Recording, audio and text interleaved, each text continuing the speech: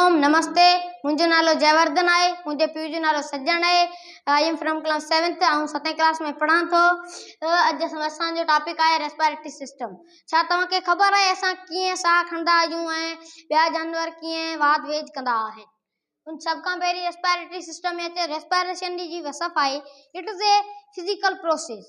इहो जेको जिस्मानी प्रोसेस आहे during which simple carbohydrates like glucose carbohydrates जेको हूंदा आहिनि उहो साॻी जहिड़ो ग्लूकोज वांगुरु ईंदा आहिनि। उते ब्रोकन डाउन थींदी आहे तॾहिं रिलीज़ थींदी आहे एनर्जी रिलीज़ थींदी आहे। सभ खां पहिरीं अचे थो नोज़ जा 2 सुराख हूंदा आहिनि जंहिंखे चइबो आहे नोस्टिल खे सिंधी में चइबो आहे नासूं ऐं हिते नोस्टिल खे चइबो आहे एक्सटर्न नेरस नोस्टिल जो ॿियो नालो आहे नोस्टिल खां पोइ नेसल कैविटी माना उनखे सिंधी में जेको चवंदा आहिनि नक जो खाल।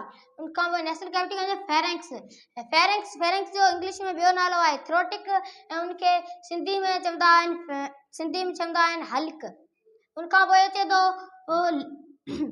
लैरिंक्स माना साउंड बॉक्स। उहो छा कंदो आहे आवाज़ पैदा कंदो आहे। उनखे सिंधी में चवंदा आहिनि उनखां पोइ ट्रेकिया जो ॿियो नालो आहे विंड पाइप खे सिंधी में चवंदा आहिनि साह वारी नली। ही जेको गोल आहे हिनखे चवंदा आहिनि कार्टिलेज असांजे जिस्म में घणनि हिस्सनि ते हूंदो आहे। यानी ही कन आहे, कन में हूंदो आहे, हिते नक में थोरो घणो हूंदो आहे ऐं ट्रेकिया खां पोइ अचे थो राइट प्राइमरी ब्रोंकस।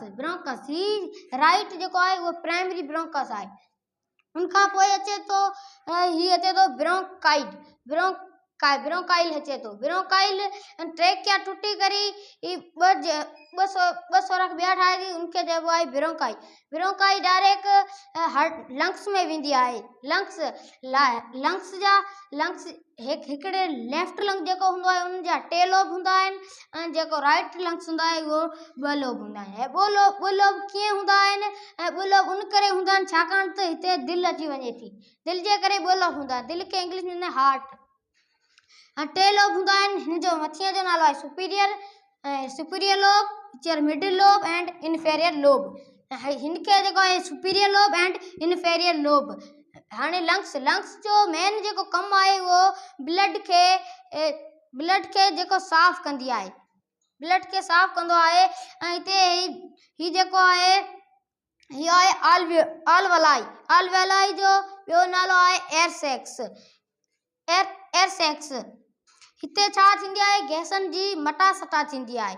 मटासटा कीअं थींदी आहे जॾहिं pulmonary vein deoxygenated blood heart खां खणी हिते लंग्स तां ईंदी आहे त उते लंग्स उनखे ऑक्सीजनेटेड ब्लड करे ॾींदो आहे ऐं जेको कार्बन डाइऑक्साइड हूंदी आहे उहो आलवलाई में वञे थी ऐं आलवलाई जेको आहे उहो कार्बन डाइऑक्साइड साॻी तरीक़े सां ॿाहिरि कढे थी। आलवलाई में जेको ग्लूकोज प्लस ऑक्सीजन मिले करे जेको ठाहिनि था उहो एनर्जी ठाहिनि था। एनर्जी एटीपी जी सूरत में ठाहिनि था वाटर ठाहिनि था ऐं कार्बन डाइऑक्साइड ठहंदा आहे। कार्बन डाइऑक्साइड आहे उहो ॿाहिरि वेंदी आहे।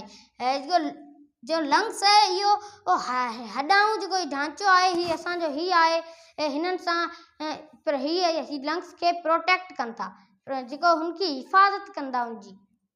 उनखां पोइ जेको असांजो डायफ्रम छो लाइ आहे डायफ्रम असां जॾहिं साह ॿाहिरि कढंदा आहियूं त असांजो डायफ्रम हेठि थी वेंदो आहे। जॾहिं असां साह अंदरि खणंदा आहियूं त डायफ्रम मथे थी वेंदो आहे। उनखां पोइ अचे थो असांजो left lung base of left lung. उनखां पोइ ही असां जॾहिं साह अंदरि खणंदा आहियूं त असां 21% अंदरि खणंदा आहियूं ऐं कार्बन डाइऑक्साइड 0.04 खणंदा आहियूं ऐं नाइट्रोजन 78% खणंदा आहियूं।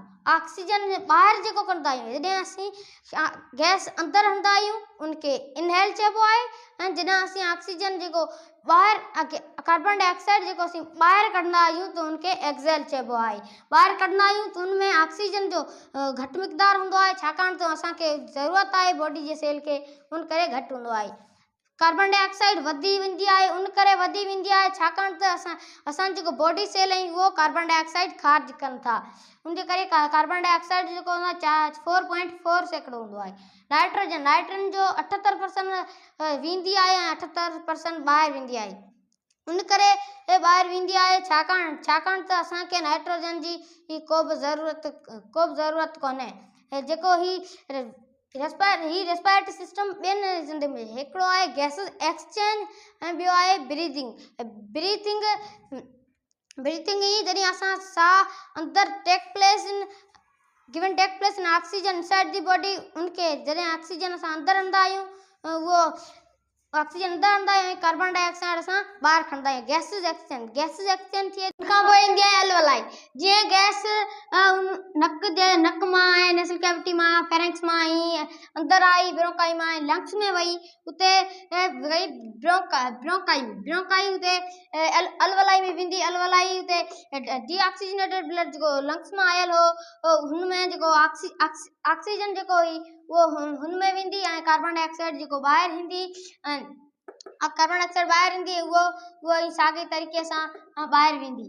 उमेद आहे कि तव्हांखे इहो सम्झ अची वेंदो।